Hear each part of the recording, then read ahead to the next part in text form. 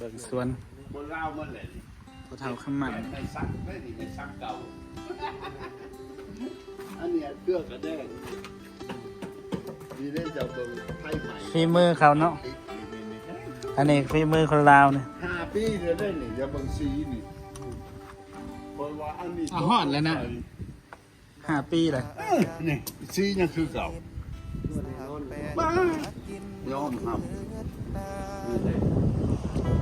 เป็นยังไง ตัวนี้ก็ มันต้องวนนั่นนี่ ตัวนี้เป็นพืช เจ้าบนรู้ดันนี่ น่าเห็ดอันนี้สีเอามาใส่สีนี่ เขาเห็ดเองเขามาใส่เลยนะ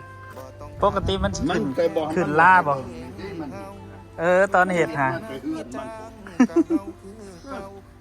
ปกติมันขึ้นล่าได้ถึงน้ำอันนี้5 ปีผ่านน่ะยัง ห้าง าม ปีเจ้าเบังนี่นะหังลิ้นนี่มันตกนี่นะนี่เฮงเทสวะ นี่แหละ อ้าวบ่ได้โตงบ่ได้หยังนี่ตกลงหลุมน้ำข้าวแล้วมันนี่ ตอนนี้เลี้ยงปลาดุกนะพ่อเฒ่า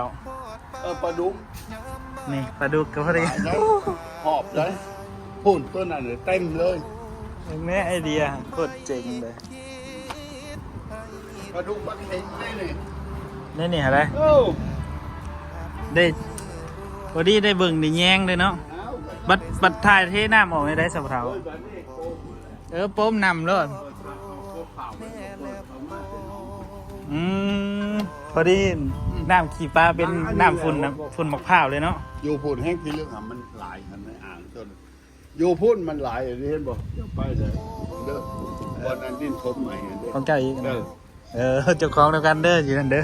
ทางโค้งอันโค้งบ้านยังก่อนเนี่ยบ้านยัง บ้านชอกว่านอันนี้ เออ คงอันดงคำหลวง โค้งต้องคำหลวงหาบ้านสองวางนี่เขามีเจ้าของเพิ่นกระเทาขมันก็ใจดีขนาดฮักกะขี่รถแวเล่าครับขี่รถแวเล่ากี่นี่ เราก็ต้อนรับรถกระเทาใจดี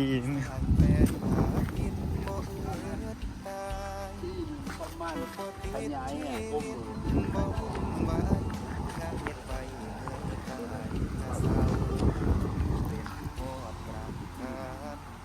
ส่วนผัก